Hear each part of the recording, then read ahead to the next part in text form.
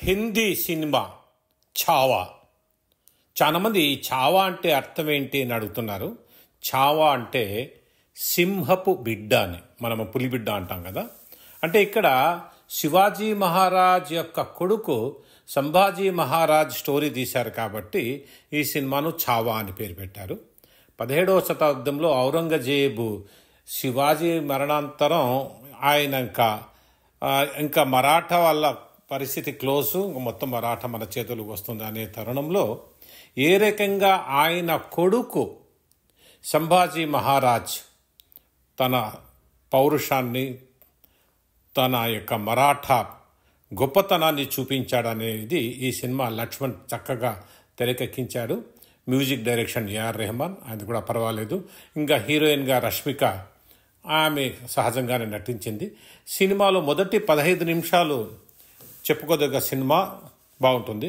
లాస్ట్కు 45 నిమిషాలు మాత్రం ఎమోషన్స్తో కూడిన, దేశభక్తితో కూడిన సీన్లు, ముఖ్యంగా క్రూరత్వం, హింస, గర్జన, దేశభక్తి, ఇవన్నీ చాలా, అంటే మరి ఇది ఒక చరిత్ర అండి. చరిత్రను ఏ రకంగా తీయచ్చు. ముఖ్యంగా భావోద్వేగాలు చాలా బాగున్నాయి.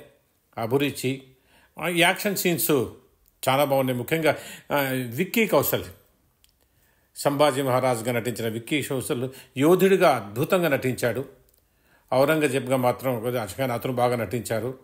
మరాఠా సామ్రాజ్యం ఢిల్లీకి మధ్య జరిగిన ఆ పోరాటంలో ఔరంగజేబు ఏ రకంగా తను స్వయాన దిగాల్సి వచ్చింది సంభాజీ మహారాజును అరెస్ట్ చేసేదానికి, ఈ రకంగా మంచి కథతో, కథనముతో, ముఖ్యంగా క్రూరమైన ఎమోషన్స్తో కూడిన సీన్లు చెప్పుకోదగ్గ ఉన్నాయి.